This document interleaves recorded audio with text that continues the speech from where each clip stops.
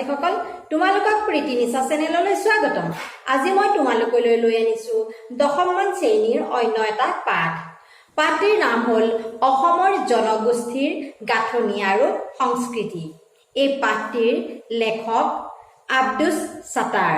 ছাত্ৰ ছাত্ৰীসকল আমি পাঠটি আৰম্ভ কৰাৰ আগতে আব্দুছ ছাত্তাৰ লেখকৰ বিষয়ে কিছু কথা জানি লওঁ আহাচোন। জনগোষ্ঠী গাঁথনি আৰু সংস্কৃতি এই পাঠটোৰ লেখক আব্দুছ ছাত্তাৰ। ছাত্ৰ ছাত্ৰীসকল চোৱাচোন, আব্দুছ ছাত্তাৰৰ জন্ম হৈছিল 1922 চনত তিতাবৰত আৰু তেখেতৰ মৃত্যু হয় 1987 চনত। আব্দুছ ছাত্তাৰ অসম সাহিত্য সভাৰ সম্পাদক আছিল। তেখেতৰ পুথিসমূহ হ'ল কৃষ্ণকান্ত সন্দিকৈ, প্ৰসংগ কোষ, সংমিশ্ৰণত অসমীয়া সংস্কৃতি, দৃষ্টি আৰু সৃষ্টি, উদ্ধৃতি সহচৰ আদি। এইসমূহৰ দ্বাৰা তেখেতে অসমীয়া সাহিত্যলৈ যথেষ্ট বৰঙণি আগবঢ়ালে। অসমৰ জনগোষ্ঠীৰ গাঁথনি আৰু সংস্কৃতি আমি এই পাঠটোৰ মাজলৈ আগবাঢ়ো আহাচোন।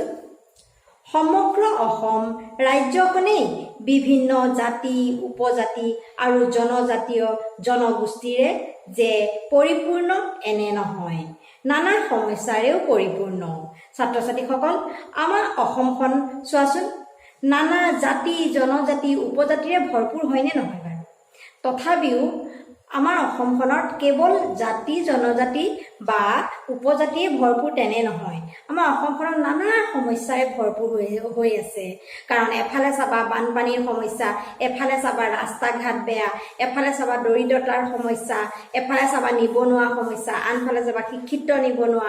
সকলো সমস্যাৰে অসমখনত যেনেদৰে জাতি জনজাতিৰে ভৰপূৰ, তেনেদৰে অসমখনত বিভিন্ন সমস্যাৰে ভৰপূৰ। কাৰণ বানপানীৰ সমস্যা কোনো অসমত এটা নিৰ্দিষ্ট সমস্যা নাই, হয়নে? সেয়েহে কবিয়ে কৈছে, লেখকে, যে যেনেদৰে জাতি জনজাতি উপজাতিৰে ভৰপূৰ, তেনেদৰে অসমখন সমস্যাৰেও পৰিপূৰ্ণ। সেইদৰে অসমৰ সংস্কৃতিও বাৰে বৰণীয়া আৰু বৈচিত্ৰ্যপূৰ্ণ। অসমৰ সংস্কৃতিও বাৰে বৰণীয়া। কিয় বাৰে বৰণীয়া আৰু বৈচিত্ৰ্যপূৰ্ণ জানানে? অসমত বিভিন্ন জনগোষ্ঠীৰ মানুহে বাস কৰে। সকলো মানুহৰে নিজা নিজা সংস্কৃতি আছে, হয়নে? সেই সংস্কৃতিসমূহে আমাক বাৰে বৰণীয়া এখন সুন্দৰ ফুলনি বাগিচাৰ দৰে আমাৰ অসমখন কৰি তুলিছে। ত্ৰয়োদশ শতিকাত উপত্যকাৰ পৰা হুকম উপত্যকাৰ পৰা অহা আৰু চীন দেশৰ দক্ষিণ পশ্চিম অঞ্চলৰ পৰা অহা মংগোলীয় বহিৰাগত গোষ্ঠীৰ কাৰণেই অসমেই আছিল স্থিতি লোৱাৰ ঠাই। কেতিয়াৰ কথা কোৱা হৈছে? ত্ৰয়োদশ শতিকাৰ কথা ইয়াত কোৱা হৈছে। প্ৰথমে ত্ৰয়োদশ শতিকাত তেতিয়া হুকম উপত্যকাৰ পৰা অহা আৰু চীন দেশৰ দক্ষিণ পশ্চিম অঞ্চলৰ পৰা কোন আহিছিলে? মংগোলীয় গোষ্ঠীৰ লোকসকল আহিছিলে। আৰু তেওঁলোকে আহি লৈ কি কৰিলে যে অসমতে তেওঁলোকে স্থিতি ল'লে। সেইসকল অহাৰ আগতেই অসম আছিল জনজাতীয় গোষ্ঠী অৰ্থাৎ অনাৰ্য জাতিৰ বসতি স্থান। অনাৰ্য জাতি কেতিয়া আছিলে? যে মংগোলীয়সকল অহাৰ আগতেই অসমখনত অনাৰ্য জাতিৰ বসতিৰ স্থান আছিলে। ঘাইকৈ, কছাৰী, চুতীয়া, কোচ, মেচ, ডিমাচা, দেউৰী, মিচিং, বড়ো, তিৱা, কাৰ্বি আদিৰ বসতিৰ স্থান। ঘাইকৈ অসমত কি কি জাতি আছিলে চোৱাচোন। প্ৰথম অৱস্থাত কছাৰী আছিলে, চুতীয়া, কোচ, মেচ, ডিমাচা, দেউৰী, তিৱা, মিচিং, বড়ো এইসকলে কি কৰিছিলে? যেতিয়া মংগোলীয় গোষ্ঠীসকল অহা নাছিলে তেতিয়া এইসকলে অসমত বাস কৰি আছিলে। অতীতত অসম বা কামৰূপ বুলি কওঁতে এটা সময়ত বৰ্তমান অৰুণাচলৰ অন্তৰ্গত অকা, দফলা, আবৰ, মিচিমি আদি জনগোষ্ঠীও পৰে। অতীতৰ অসম বা কামৰূপ, অতীতৰ পুৰণি অসমখনৰ নাম কি আছিলে? কামৰূপ, হয়নে? সেই তেতিয়াৰ দিনত অসমখনত কোন কোন জাতিও আছিলে বুলি কৈছে? তেওঁলোকো অন্তৰ্ভুক্ত। তেওঁলোক হ'ল অকা, দফলা, আবৰ, মিচিমি আদি জনগোষ্ঠীসকলো যেতিয়া অসমৰ নাম কামৰূপ আছিলে তেওঁলোকেও বসবাস কৰি আছিলে। এই অতীতৰ অসমৰ পৰা চকলে গাৰো, মিজু, খাচী, জয়ন্তীয়া আৰু গাৰো পাহাৰৰ কটা গ'ল। এইসমূহ অতীতৰ অসমৰ পৰা চকলে মানে তেওঁলোক ভাগে ভাগে গুচি গ'ল। ক'লে গুচি গ'ল? কাটি গ'ল। গাৰো, মিজু, খাচী, জয়ন্তীয়া আৰু গাৰো পাহাৰ কটা গ'ল। নিজৰ ভাষা সংস্কৃতি ৰক্ষা কৰি এতিয়া হ'ল নগাভূমি, মিজোৰাম, অৰুণাচল আৰু মেঘালয় ৰাজ্য। প্ৰথম অৱস্থাত এইসমূহ অসমৰে, যেতিয়া অসমখনৰ নাম কামৰূপ আছিল এওঁলোকো অসমৰ লগতে সংলগ্ন আছিল। তেওঁলোকে চকলে যেনেকৈ গাৰো, মিজু, খাচী, জয়ন্তীয়া আৰু গাৰো পাহাৰ নামেৰে কটা গ'ল। তেওঁলোক মানে ভাগ হৈ গ'ল আৰু গৈ পেলাই এতিয়া সেইসমূহৰ নাম কি হ'ল গৈ চোৱা। সেইসমূহে এতিয়া হ'ল নগাভূমি, মিজোৰাম, অৰুণাচল আৰু মেঘালয় ৰাজ্য। এইকেইখনে হ'ল সেই কামৰূপৰ অসম যেতিয়া কামৰূপ নামেৰে পৰিচিত আছিল তেতিয়া থকা ৰাজ্যকেইখন এতিয়া ভাগ হৈ গ'ল। অতীতৰ সেই সমগ্ৰ অসমৰ জনগোষ্ঠীৰ গাঁথনিলৈ যদি লক্ষ্য কৰা যায় তেন্তে দেখা যায় যে এই সকলোবোৰেই আৰ্য নাছিল। এই সকলোবিলাক আৰ্যৰে নাছিল, মানে কিছুমান অনাৰ্যও আছিলে। অসমলৈ বহিৰাগত হৈ অহা মংগোলীয় গোষ্ঠীয়ে তেওঁলোকৰ নিজা ভাষা, ধৰ্ম আৰু সামাজিক ৰীতি নীতি, আচাৰ ব্যৱহাৰ এটা সময়ত থলুৱা লোকৰ প্ৰভাৱত এৰিব লগা হয়। সকলোৱে আহিছিলে, মংগোলীয় গোষ্ঠীয়ে হওক, আৰ্যসকলেই হওক, হয়নে? তেওঁলোকে আহি যেতিয়া অসমত বসবাস কৰে সকলোৱে নিজা সংস্কৃতি, তেওঁলোকৰ সংস্কৃতি কিছু পৰিমাণে এৰিব লগা হৈছিলে থলুৱা সংস্কৃতিৰ প্ৰভাৱত পৰি। এই অসম দেশত প্ৰাচীন কালৰ পৰা হিন্দু, তান্ত্ৰিক ধৰ্ম আৰু বৌদ্ধ ধৰ্মৰ প্ৰচলন আছিল। অসমত তেতিয়াৰ পৰা তান্ত্ৰিক, হিন্দু ধৰ্ম আৰু বৌদ্ধ ধৰ্মৰ প্ৰচলন আছিল। হিন্দু ধৰ্ম আছিলে আৰু বৌদ্ধ ধৰ্ম আছিলে আৰু তান্ত্ৰিক মানে যাদু মন্ত্ৰ, সেইসমূহ অসমত প্ৰচলন আছিলে। আহোমসকলে অসমত দীৰ্ঘ দিন থকাৰ পাছত হিন্দু ধৰ্ম গ্ৰহণ কৰি নিজস্ব কৃষ্টি সংস্কৃতিৰ প্ৰায় পৰিত্যাগ কৰে। আহোমসকলে অসমত যেতিয়া বহুত দীঘলীয়াকৈ থাকিবলৈ ল'লে তেতিয়া কি হ'ল, তেওঁলোকৰ নিজা ধৰ্ম সংস্কৃতিবোৰ ত্যাগ কৰিবলৈ ধৰিলে।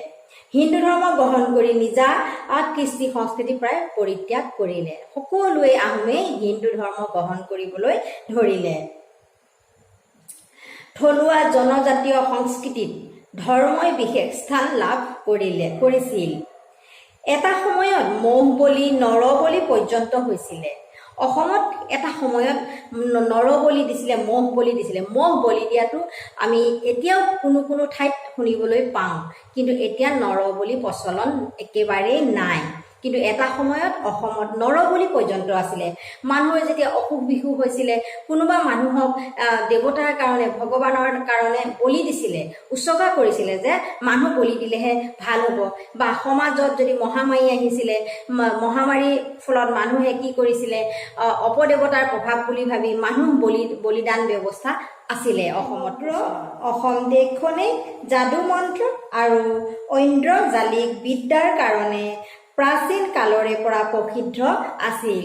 গোটেই অসমখনে কি আছিলে, তন্ত্ৰ মন্ত্ৰ, যাদু, ইন্দ্ৰজালিক মানে ভগৱানৰ মন্ত্ৰ, এনেকুৱা ধৰণৰ কথাৰে গোটেই অসমখন, আচলতে চাবলৈ গ'লে আমি গোটেই অসমখন অন্ধবিশ্বাস, কুসংস্কাৰেই আগুৰি আছিল। কাৰণ তন্ত্ৰ মন্ত্ৰ, যাদু, ইন্দ্ৰজালিক মানে ভগৱানৰ মন্ত্ৰ, এইসমূহৰ দ্বাৰা গোটেই অসমখন অতীতত আগুৰি আছিলে। এতিয়া চোৱা, অসমৰ পুৰণি সাহিত্য সমলবোৰ হৈছে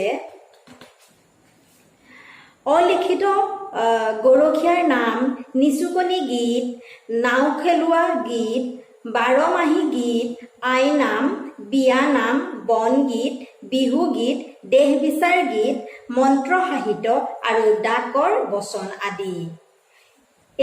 তেতিয়া দিনত অসমীয়া সাহিত্যৰ সমলসমূহ হৈছে। তেতিয়া কি আছিলে অসমীয়া সাহিত্যৰ আইনাম আছিলে, বিহু গীত, দেহ বিচাৰ গীত, গৰখীয়াৰ গীত, নিচুকনি গীত, হয়নে, আৰু ডাকৰ বচন, মন্ত্ৰ সাহিত্য, এইসমূহে অসমীয়া সাহিত্যৰ অতীততে সমল আছিলে।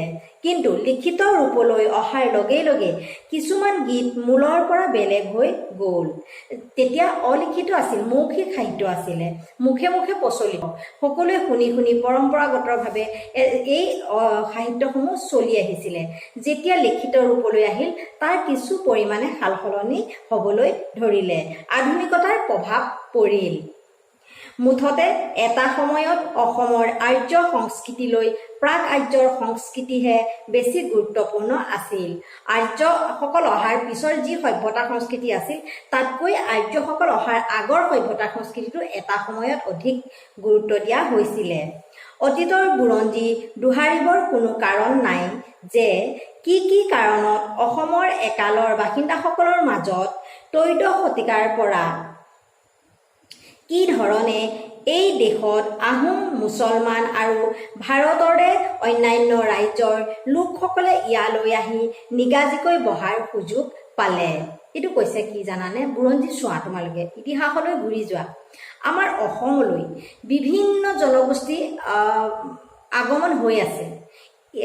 লেখকে কৈছে যে এই কথাটো পুনৰ দোহৰাৰ প্ৰয়োজন নাই। কি কাৰণত অসমলৈ সেই মানুহবোৰ আহিছে বা আগমন হৈছে জানানে, আমি সকলোৱে জানো। কৈছে যে আমি সেইটো পুনৰ দোহাৰিব নালাগে, কাৰণ অসমৰ প্ৰাকৃতিক সম্পদ চহকী এখন দেশ।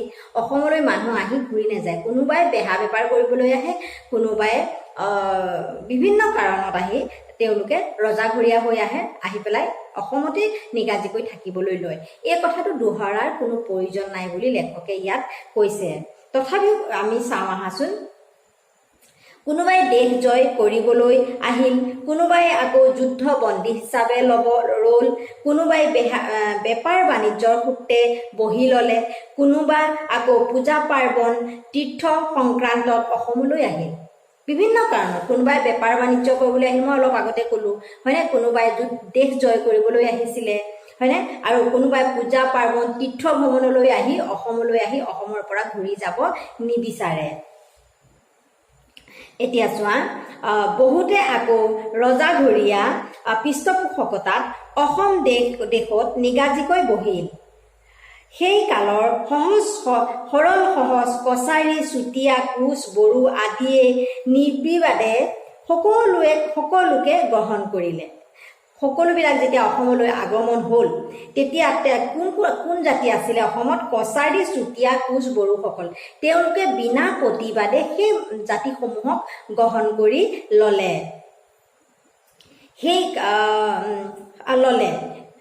সকলোৱে নিজ নিজ ধৰ্ম আচৰণ কৰি নিজ নিজ সংস্কৃতি ৰক্ষা কৰিবলৈ ল'লে, আৰু সকলো জাতি আহি নিজৰ নিজৰ ধৰ্ম সংস্কৃতি তেওঁলোকে বজাই ৰাখিবলৈ চেষ্টা কৰিলে। একে ভৌগোলিক পৰিবেষ্টনীত থাকি ওচৰা ওচৰিকৈ এটা সম্প্ৰদায় আনটো সম্প্ৰদায়ৰ দ্বাৰা প্ৰভাৱিত হ'ল। সকলোবিলাক বিভিন্ন সম্প্ৰদায়ৰ মানুহ যেতিয়া এক ওচৰা ওচৰিকৈ থাকিবলৈ ল'লে, ইটো সম্প্ৰদায় সিটো সম্প্ৰদায়ৰ প্ৰতি আকৰ্ষিত হ'বলৈ ধৰিলে।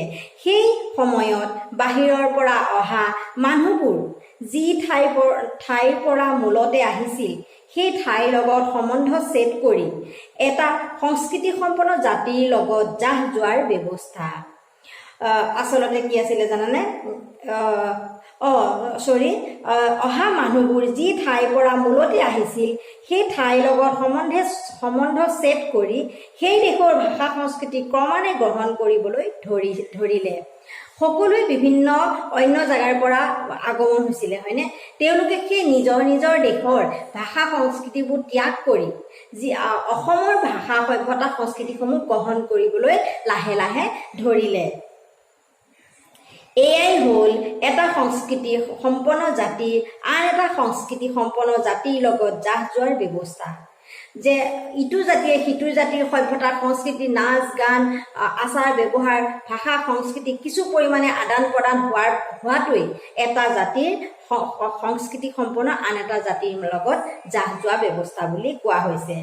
বাহিৰৰ পৰা অহা সকলোৱে এই দেশখনক নিজৰ দেশ বুলি ল'লে, ভাষাক নিজৰ ভাষা বুলি গ্ৰহণ কৰিলে বাহিৰৰ পৰা যিমানখিনি আহিলে জাতি সেই সকলো জাতিয়ে কি কৰিলে এইখন দেশক নিজৰ দেশ বুলি ভাবিবলৈ ল'লে আৰু এই ভাষাটোক অসমীয়া ভাষাটোক সকলোৱে নিজৰ ভাষা বুলি গ্ৰহণ কৰিলে গতিকে এই সকলো লগ লাগি বৃহৎ অসমীয়া জাতি গঢ়ি উঠিল সকলোবিলাক জাতি মিলি এতিয়া বৃহৎ অসমীয়া জাতি গঢ়ি উঠিল লগে লগে সংস্কৃতিৰ ৰূপান্তৰ ঘটিল আৰু সংস্কৃতিৰ ৰূপান্তৰ কেলৈ ঘটিলে বিভিন্ন জাতিৰ সকলোৰে ভাষা সংস্কৃতি বেলেগ বেলেগ সকলোৰ পৰা মিলি মিলি অসমীয়া জাতিটো এটা নতুন সংস্কৃতিৰ ৰূপান্তৰিত হ'ল এটা সম্প্ৰদায়ৰ ভাল লগা কিছুমান ৰীতি নীতি আচাৰ ব্যৱহাৰ আন এটাই গ্ৰহণ কৰিলে নিৰ্দিষ্ট এটা সম্প্ৰদায়ৰ ভাল লগা ৰীতি নীতিসমূহ আন এটা সম্প্ৰদায়ে ল'লে আন এটা সম্প্ৰদায়ৰ ভাল লগা ৰীতি নীতি আচাৰ ব্যৱহাৰবোৰ আন এটা সম্প্ৰদায়ে গ্ৰহণ কৰিবলৈ